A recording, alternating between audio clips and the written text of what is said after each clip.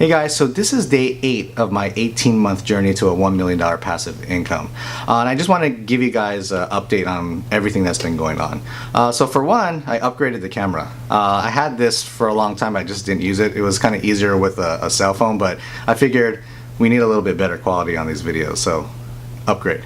Another thing is, a few videos back, I talked about Taskboard. So I've been working on Taskboard.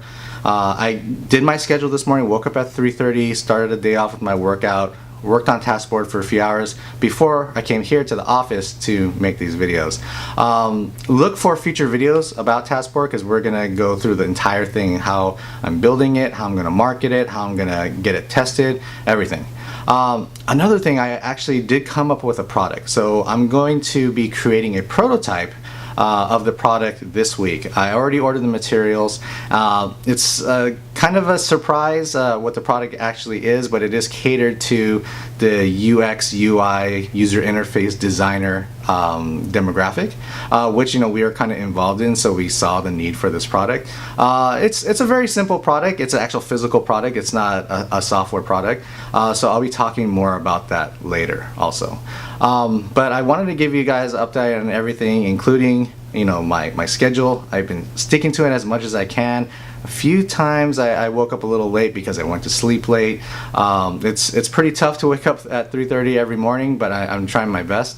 As far as during the day, I still need to work on getting my meetings scheduled at designated times. I've been so used to catering to all my clients that I usually meet them whenever they're available, but I need to be a little more strict. But obviously it's a little tough when you're running a business because you want to please the customer, you want to make sure that you get paid in a timely fashion. If you keep pushing meetings off, then things get delayed, they get unhappy. So there has to be a kind of a middle ground, which I'm still trying to figure out. As far as my daily life is concerned, I'm still doing the keto diet, which, to be honest, is actually amazing. I did some low-carb diets in the past, and it was crazy. In college I did it once, and I literally was dreaming about eating pasta and bread like every other night. It was just horrible. It was the worst thing I ever did.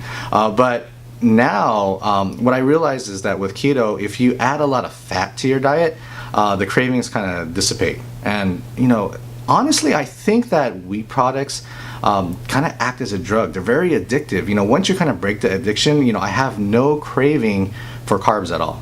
I'm very happy with eating, and eating has become more of like for sustenance, for fueling my body. It's not so much for enjoyment anymore, which like it kind of sounds kind of sad because of course everybody wants to eat to have fun. It's a social thing, but I mean, to be honest, the problem with diets these days is that they're very emotion driven. So when you have a bad day, you feel like eating some bad food and things like that. But when you're on keto, you stop having those cravings. So it's very much like a drug. So it's interesting, but just like getting off of some sort of substance, you're very clear.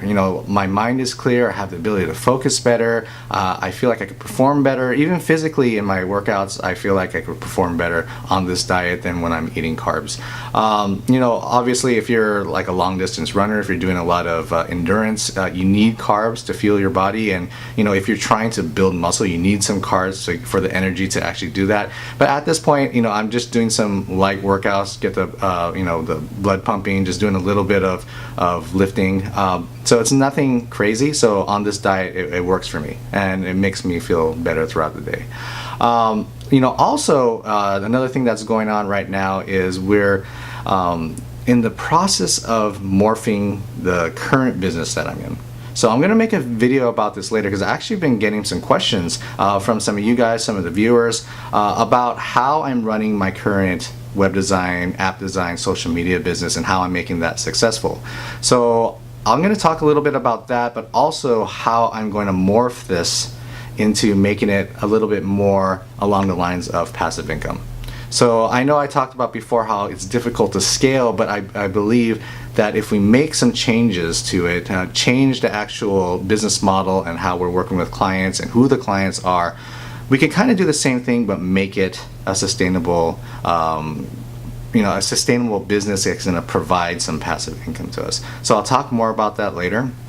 Other than that, I think we're on track. It's only been a little bit over a week. We got about 35 subscribers right now, so I'm hoping if you're watching that you'll follow. I guarantee you that you're going to learn something, whether it's from a huge mistake that I make, so you make sure that you don't do the same thing, or a huge win that I get. Whatever I do, I'm going to be sharing with you, if it's working, if it's not, how exactly I did it. So it's going to be very transparent. You guys are going to learn a lot.